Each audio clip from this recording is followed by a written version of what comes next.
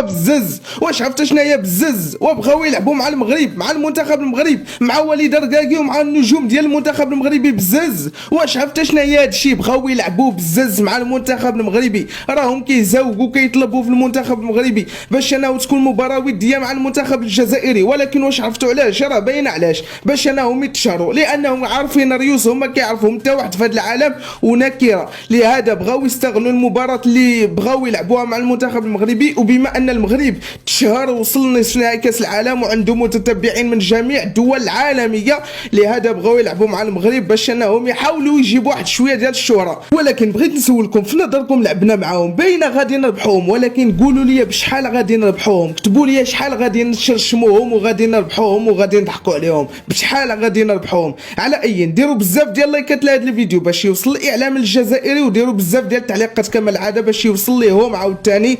وخليت لكم واحد الفيديو خطير خطير بمعنى الكلمه، خليته لكم في اول تعليق في اسفل هذا الفيديو، خليت لكم الرابط ديالو، دخلوا ليه زلزلوه باللايكات وبالتعليقات باش تا هو يوصل الاعلام الجزائري، لانه فيديو خطير بمعنى الكلمه، فيديو خطير. دخلوا ليه، راه كاين في اول تعليق في اسفل هذا الفيديو. ابراهيمي الحكم يخلي اللاعب ياسين ابراهيمي جول، ياسين جول، ابراهيمي جول، انفجار جماهيري.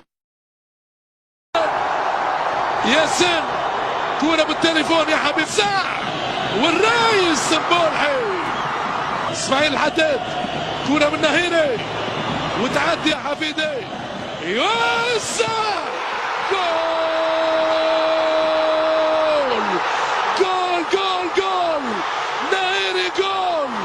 نهيري، جول اي انفجار.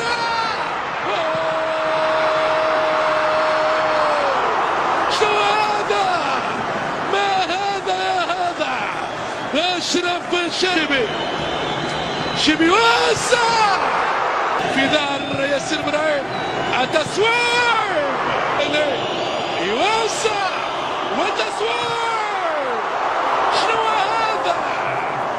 ما هذا؟ التأويلة في دار الدفاع المغربي، الزناتين يا رحيمي والخط الكبير المغربي.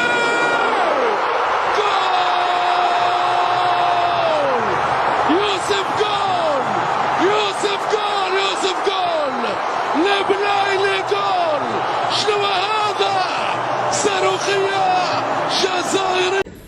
انا فرتيكا انا كيما ماشي كيما الاخرين، انت رحت في علفت على روحك.